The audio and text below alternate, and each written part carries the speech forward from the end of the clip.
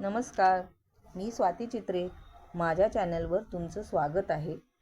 आज मी शेवग्याच्या शेंग्यांची भाजी दाखवणार आहे. चला मग व्हिडिओला सुरुवात करूया. प्रथम आपण शेंगदाणे आणि खोबरं याचं वाटप करून घ्यायचे. थोडं त्यात पाणी घालून वाटून घ्यायचे.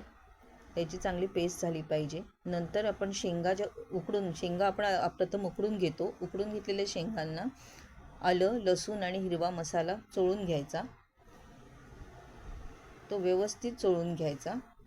मग त्याच्यावरती तिखट आणि हळद हे लावून घ्यायचं.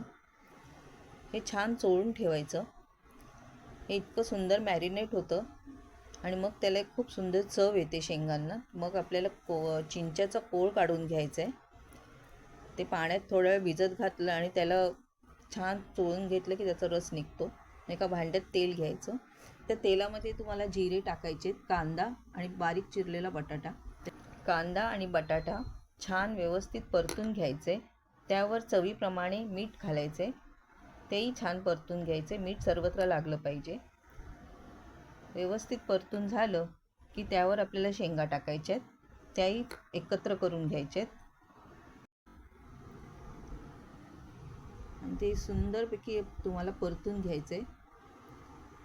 मग त्याच्यावर तो कोळही टाकायचा आहे चिंचेचा. हा चिंचेचा कोळ फार इम्पॉर्टंट आहे. त्याच्याने खूप छान चव येते. 2 मिनटं त्याला असंच ठेवा. त्यात पाणी घाला आणि ते व्यवस्थित परतून छान एकत्रित करा. मग त्यात गूळ घाला चमचाभर. आंबट गोड चव येते शेंगांना.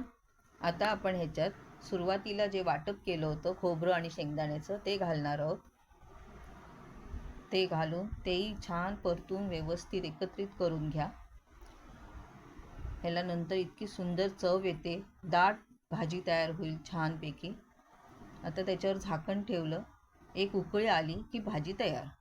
ही भाजी मी भाकरीबरोबर सर्व केली आहे. तुम्हाला आवडत असेल तर तुम्ही चपाती किंवा भाताबरोबरही खाऊ शकता. तुम्हाला हा व्हिडिओ आवडला असेल तर व्हिडिओला लाईक करा आणि असेच व्हिडिओ बघण्यासाठी माझ्या चॅनलला सबस्क्राईब करायला विसरू नका. धन्यवाद.